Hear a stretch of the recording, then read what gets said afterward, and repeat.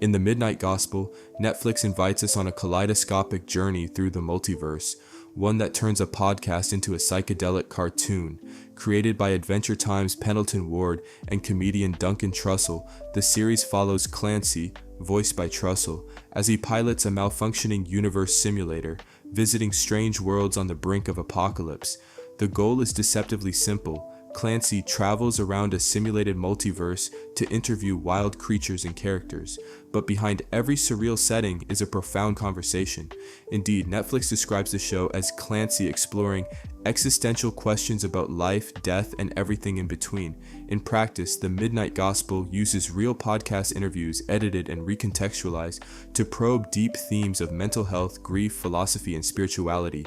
Each of the 8 episodes becomes a living collage of vivid animation and honest dialogue, blending comic absurdity with moments of genuine tenderness. As one reviewer notes, the result is a new TV experience that can be enjoyed as both a podcast and an animated adventure, one that brims with silliness and seriousness, depth and superficiality. We live in a universe in which time exists, and therefore everything will disintegrate and be gone, and the suffering of that is unbearable.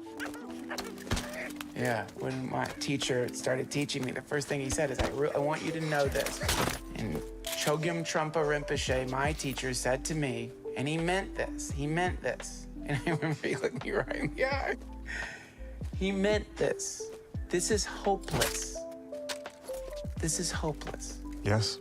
The moment you accept things as they are, you don't need to hope anymore, because you realize that where you are is kind of okay. See, I'm at the part of my life now where that's a relief.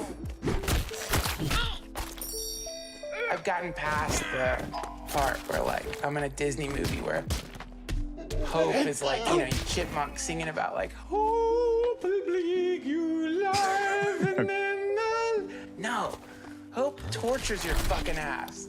Yeah. Now, the hopelessness sounds really rotten if you haven't really explored just how much you've been using hope as a flaw. Oh, I hope tomorrow smack. Oh, I hope she comes back. Slack. I hope I can forget. Smack. Just beating yourself up with hope. Not one fucking second you let yourself be hopeless. Let go of hope. Let go. Across the season, Clancy's Spacecast guests range from a zombie-fighting president, Dr. Drew Pinsky, to an avian psychopomp, a love barbarian guru, and even Clancy's own dying mother. But despite the riotous visuals, all these conversations pivot around handling suffering and finding meaning. As America Magazine observes, Trussell's selection of podcast clips from drug use to magic to spirituality and death are organized around different ways to manage or even transcend suffering. The show thus becomes a tapestry of approaches to pain, from psychedelics and mindfulness to humor, meditation, and ultimately acceptance. In blending these layers, The Midnight Gospel achieves something rare. It feels simultaneously playful and deeply cathartic. One critic calls it mind-bending in style with a genuine approach to weighty topics that is raw, honest, and even healing. Its characters, though bizarre zombie deer, space cats, etc., come across as surprisingly real and relatable, precisely because they are saying real things. The dialogues are drawn from Trussell's actual conversations on his podcast. The series premiere throws us into a zombie apocalypse on a planet overrun by the living dead. Clancy's guest is Dr. Drew Pinsky, cast as a diminutive US president struggling to survive the outbreak. As they shoot zombies and climb skyscrapers, Clancy and President Drew discuss the nature of drugs and consciousness. In the mix of cartoon chaos, we hear a very real insight from Dr. Drew. I hate this idea that there are good drugs and bad drugs. There's no such thing as a good drug or a bad drug, it just exists. Then it's the relationship the humans have with the substance that is the issue. This line, lifted straight from Trussell's podcast, perfectly encapsulates the episode's theme. Here, animation and dialogue dance together. The absurdity of a tiny president swatting zombies underlines the point that substances themselves are neutral. Context and intention make them harmful or healing. Clancy also offers the metaphor of an elevator to the brain's highest floor. Psychedelics can transport us to the penthouse of consciousness, but the question is which door we choose on the way back down. The episode ends with a lyrical twist. When the characters themselves turn into zombies, they realize that being dead, their limping, glowing new form, isn't a curse but a kind of freedom. They sing joyfully, "We were blind, but now we see. It's so good to be a zombie, we can take it slow cause we got nowhere to go." A parody of John Newton's Amazing Grace. In that surreal finale, death itself becomes liberating, a hint that being at peace with endings can feel like enlightenment. Throughout this opening episode, psychedelics and mindfulness are praised as tools for self-discovery. Clancy notes that like feelings, drugs aren't good or bad, they just exist, and suggests mindfully zooming in on difficult emotions instead of suppressing them. The humor and horror of battling zombies underscore these points. When even a president can climb to existential insight amid catastrophe, it becomes clear that every situation has meaning. In blending cartoon slapstick with such wisdom, the Midnight Gospel signals that nothing is off limits. Even a zombie comedy can spawn life lessons. Going backwards until we can't look at ourselves anymore. We want to go to this complete observer state until you get to the thing. Your awareness of awareness. That's it. Yeah. And then you become pure awareness. Yeah. And the concept is that is what we really are. Yeah. And that this entire material universe, including our body, is a kind of I can't say it. Phenomenological field of phenomena, a field of phenomena being encapsulated within this consciousness. And so the idea that I am alone, or the idea that I am an individual, is actually, interestingly enough, you're already not. It's false. It's a distortion. Because you're the thing and the observer simultaneously meeting together, and that's what creates the illusion of self. I mean, if the universe was a dolphin, then basically our bodies would be a fishing net. We're all kind of entangled in ourselves. You feel shit like that when you're high on acid? Yes, you do.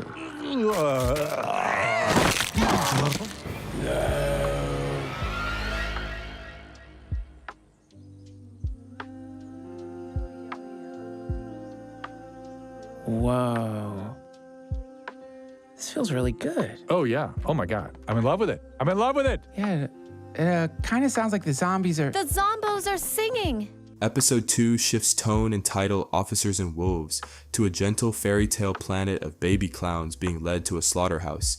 Clancy interviews two deer-like Falkor creatures, played by Anne Lamott and Raghu Marcus. The conversation turns immediately to death and the heart.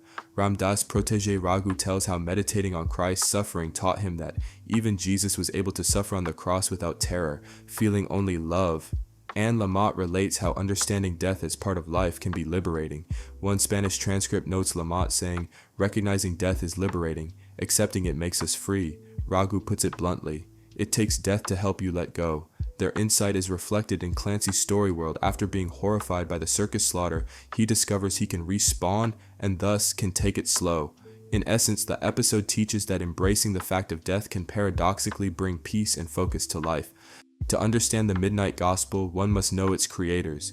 Duncan Trussell brings his freewheeling spiritual curiosity from his long-running Duncan Trussell Family Hour podcast. He collects conversations on mind expansion, then peppers them with irreverent humor as Clancy. Pendleton Ward, often called Penn, is known for crafting worlds like Adventure Time that are whimsical yet wise.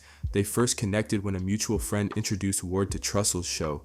Ward was struck by the spiritual undertones in the podcast and wondered if they could wrap the podcast up in an animated series so that other people could hear it. For Ward, the project became intensely personal. He wanted to make something that dealt with themes of kindness and mindfulness. He admired how Trussell's guests were all pursuing serenity in different ways, and how Trussell was an open book about his own insecurities. Essentially, Ward wanted to join in these candid, healing dialogues. Together, Ward and Trussell distilled 8 episodes from years of podcasts, sometimes adding new lines for dramatic flow. Ward picked interviews that touched on practicing kindness and those that looked death in the eyes. His direction was a true collaboration. As Trussell recalls, Pendleton taught me how to fight for ideas, and they formed a communal spiritual collaboration as the show's genesis. Importantly, both creators emphasized that the Midnight Gospel is not preaching despite its spiritual content. Trussell explicitly said they didn't want to say, "Practice mindfulness and meditate, and you'll feel better," noting he doesn't meditate every day himself. They wear their own doubts as openly as Clancy wears outlandish costumes. Both artists see themselves in Clancy, stumbling through practice and crash landing into wisdom. As Trussell puts it, this series is as much about its makers as its character. Clancy's final ego death mirrors the creative team's transformative experience. Ward's background in whimsical storytelling and Trussell's background in comedy and psychedelia coalesce. The show often feels like Indiana Jones with podcast dialogue. The blend paid off. When Pendleton reached out to Netflix, the response was enthusiastic. Netflix awarded them freedom to explore. According to Ward, Netflix executives Elizabeth Porter and Mike Moon were so supportive and caring of this unusual project.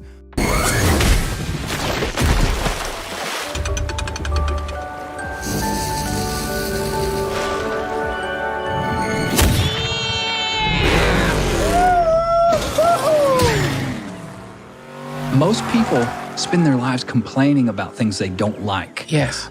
So you're adding power to it. You're giving it chi. We're supposed to focus on what it is that we're wanting to move towards instead of away from. You don't have to lie when something is bad. You know, if you have a cold and someone says, "Are you sick?" That doesn't mean say no. It means say, "I'm getting better minute by minute." Oh, that's great. Do you think that the reason you ended up imprisoned is because, this sounds so weird, good karma? Yes. I absolutely, this will sound crazy to people, but I absolutely do. I am thankful now for the time that I spent in prison, even for some of the most horrible things that happened to me. Say, for example, you know, when I was beaten so bad that I was in a lot of physical pain, if I would have been out here, I could have just went to a doctor. I didn't have that option in there. I had to find ways to help me cope with not only the emotional and mental anguish that I was going through, but also the physical anguish, the physical pain. So that pushed me constantly to keep exploring what was possible with these practices. By the time that I got out of prison, I didn't even feel like I was in prison anymore. My cell almost felt like a control tower where I could reach out and touch anything in the world. I look at people out here now who think that I had like a horrible life. And don't get me wrong, there were some pretty unpleasant aspects of it. Can we go? You know, whether it was beating or starvation. Forget it. Or, you know, just living in fear sometimes that these people are going to kill you at any minute. Whatever it is, still, I think I had a better life than most of like the millennials I see that are sort of flailing around out there now trying to figure out who they are and what they're going to do with themselves. I never had to experience any of that. You puke ice cream? I always knew what I was. I always knew what I was supposed to be doing. And I kind of embraced that.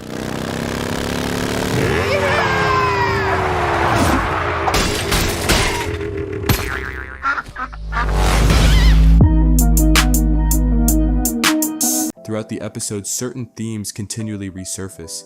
The importance of mindfulness and meditation is threaded from episode 1 onward. Clancy often turns to breathwork, quite literally, inhaling on camera, and characters regularly champion looking inward. After Clancy's snap, "I'm enlightened," we see the folly of thinking meditation is an instant fix. Instead, the Midnight Gospel portrays mindfulness as sincere effort. In one episode, Clancy's guests like the Love Barbarian or Death essentially teach that you must do the daily practice moment by moment, not chase one big breakthrough. As one character dryly notes, seeking enlightenment as a shortcut is like grinding in a video game, a theme that satirizes modern self-help culture. So I think to listen to each other requires a little bit of mindfulness. We have to learn to recognize what's going on in our own minds while we're listening. How do you be aware that you're actually thinking about something else while somebody's talking to you? Right. Because lots of times we don't even realize it. We just realize, oh God, I didn't even hear the last paragraph. That's right. But we spend a lot of time that way in these sort of fugue states. Yes. Where, what did you say? The robot? You know? Yeah. You're not even sitting in the robot control chamber. You're like down in the bathroom. Except I was intrigued by what you said about practicing to listen, because in a way, listening is how we, like listening to our own bodies, listening to the sounds of life around us. that grounds us, in the present moment, listening to our own inner voice and intuition. Every time I override that intuition, it's a disaster. Every time. Every time, Clancy. Yeah. I love you, Cassiopeia. The more sensitive I get and the more I know, instant karma, but it comes hard and fast when I overlook what I know to be true and Right. just forge ahead. So I think that deep listening protects our aliveness too. Wow. Listening is the connection to the universe. It's the thing that wow, it's like a weird, that they say when we breathe, we're connecting by breathing in everything and breathing. But then when we listen, it's almost a form of respiration, isn't it? We're receiving aliveness. Yeah. Aliveness in the form of your voice or in the form of the stillness in this room. Yeah, receiving it. Episode 1's focus on drugs and Episode 3's heavy magic imagery exemplify psychedelics and altered states.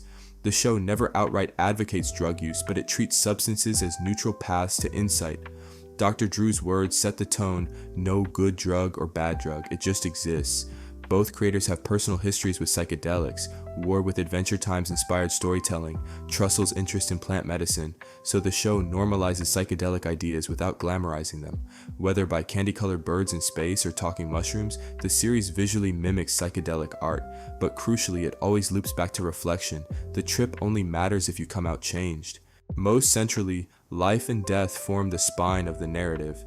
Every episode grapples with mortality, from Episode 1 Zombies to Episode 8 near-death experiences. Grief in particular is addressed head-on.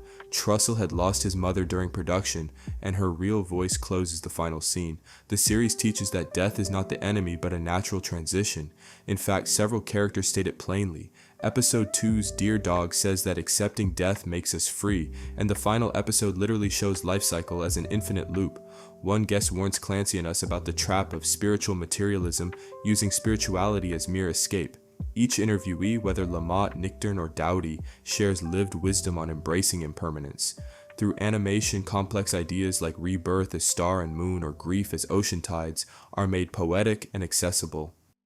That kind of brings us to the idea to something that you have been dealing with for 4 years now, which is that you have stage 4 bone cancer. Metastatic breast cancer. Metastatic breast cancer. And this is an extreme version of a tornado knocking a house down, because 4 years ago you called to tell us that you had 6 months to live. I have been told that at least a dozen times. A dozen times that you've had 6 months to live. I have been told to call a crematorium and find out how much it would cost to be cremated, because I had maybe a month or 6 weeks, and that I needed to know that so that I could pay the money up front before I died. And I have made the call to the crematorium, and I found out that it was $750. Thank you very much. Wow. God, that is so fucked.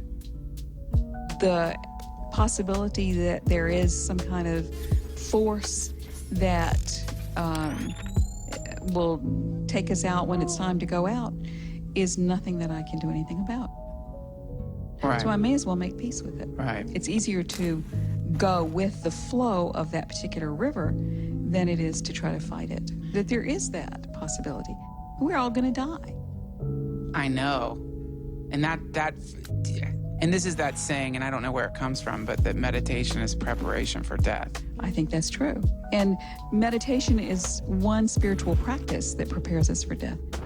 But also, if you look at the world, what you see is things appearing and disappearing. And humans are a part of the whole of that. And humans appear and they disappear off the face of the earth.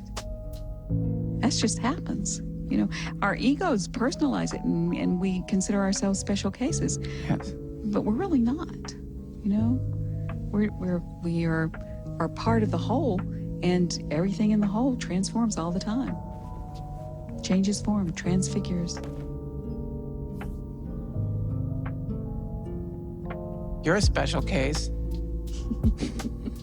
It's because I'm your mama. No.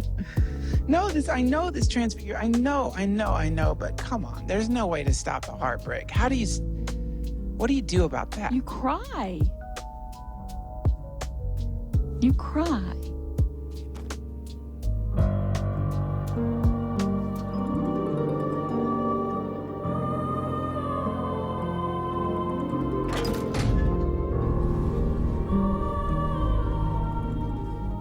At its best moments, the Midnight Gospel feels like a meditation retreat made cartoonish, or a stand-up comedy club in outer space. It is bold and messy. Animation explodes off the screen with bright colors and odd creatures, while the audio often trails into free-form spiritual discourse. Yet the emotional arc is surprisingly delicate. By the final credits, we realize the journey has been as much for us as for Clancy. We've laughed at parody pop songs, wrestled with our own fear of death, and perhaps shed a tear when Clancy finally answers that phone. The poetic framing, singing zombies, cosmic rabbits, shape-shifting bodies ensures the Midnight Gospel never feels preachy, even as it preaches acceptance and love. The core message threaded through each episode is that facing our own darkness and mortality can lead to liberation. As Trussell's mother observed, what tortures us is clinging to how things should be. By letting go of those expectations, we align with a kind of universal grace. In the end, the Midnight Gospel stands as a testament to what animation can achieve. It makes the ineffable visible and the painful beautiful. Its creators remind us that we're all in the business of storytelling, and sometimes the wildest story, of death and rebirth, of grief and joy, is our own. As one character sings in the first episode, "It's so good to be a zombie," an absurd anthem that really means life is precious. Much later, when Clancy transforms into Moonlight, we understand that death itself can be poetic. The series' passion, whimsy, and depth have left an indelible mark. It is both a wild trip and a warm embrace, an animated sermon of the soul. Any spiritual practice that's like trying to get to something. I'm going to become more spiritual. I'm going to become more loving, and I'm going to make some change. I'm getting points somehow. I'm changing. Buddhist perspective is, dude, you're grinding in World of Warcraft. Why? That's such a great analogy. Step the fuck away from the computer. Wake up. It's just a game. You're fucking grinding in World of Warcraft. All these spiritual practices you're trying to add experience points to a character that doesn't fucking exist. You forgot that you're playing a game. Dude, you're dehydrated. Drink some water. You've been playing this freaking game for like 20 hours straight to the point that you forgot it was a game. We want to continue pushing into the simulation. It's like we want to repeat what's already happened. It's not enough that we're in our bodies and we've identified with this player character, whereas Buddhism is pulling out. It's like we've got virtual reality goggles on and we're in a game, and now we want to put on another set of virtual reality goggles, and then not only do we want to put that on, but then we want to add to that another augmented reality thing, and then another. So this is like this kind of like infinite, is ingress the right? An infinite pushing into matter and time, and infinite, and in that kind of pushing into matter and time, we're desperately trying to avoid taking off the virtual reality goggles. Why are we desperately trying to avoid it? Because we don't want to feel that feeling. What feeling? The feeling. I am as I am, right? The feeling of everything that you do, the addiction to Maya is to not feel your inherent suffering. Yeah. Right? Because it sucks to have a body. It hurts.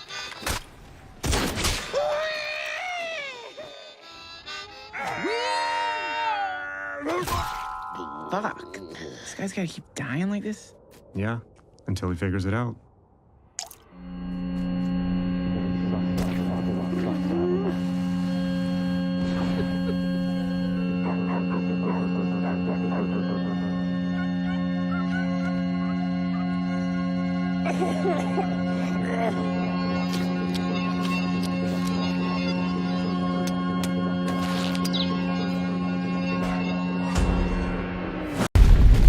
Yeah, because, who wants to carry around this fucking weight?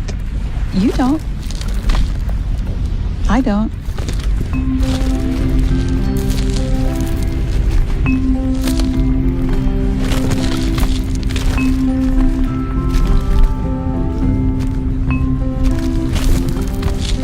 Well, I love you very much, obviously. I love you too. And Duncan, that kind of love isn't going anywhere. That's another thing you find, that I may leave this plane of existence sooner rather than later, but the love isn't going anywhere. I'm as certain of that as I am of anything.